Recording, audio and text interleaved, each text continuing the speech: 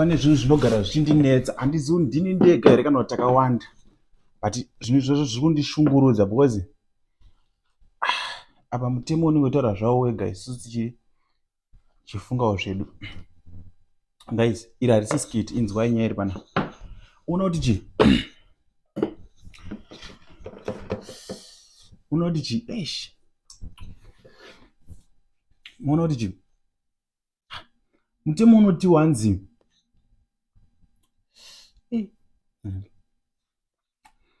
mutemo unosunga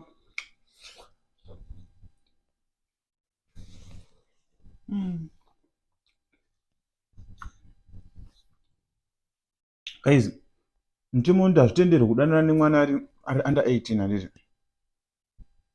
Saka inini time yanombofunga kuti inini eji yangu kasasanda vanhu vanofanira kudanana kana kuti vanhu vanofanira kuroora kasa vasati vazvarwa, because you find kuti masikana emazuva ano ka kusara kasvika 18 years ka, infact kachingosvika 18 years kakutodanana nemudhara mukuru,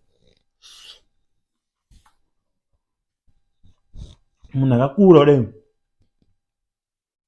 Saka ichiita kushaura kuti vedu vatofanira kudanana navo isusu ndevapi chaivo, because eji yechi unofanira kutanga kudanana nayo todanana nevanhu vahombesa kwatiri.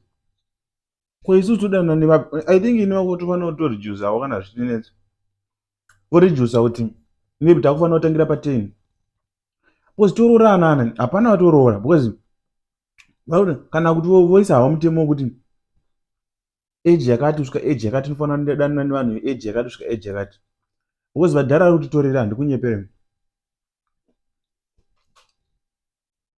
tikutorerwa vanhu vachivhugwa. Alright, ngatisiyane nyaya yekuvhugwa but hatisi skit, handitombotarisiri malaughing emojis, tiri kutaura chokwadi, mafacts pana kuti isusu ticharoora vanhu kana ivo vanhu vahombe vachidanana nema18 yacho, ipo pachinzi vanhu vanofanira kutangira pa18 ipapo.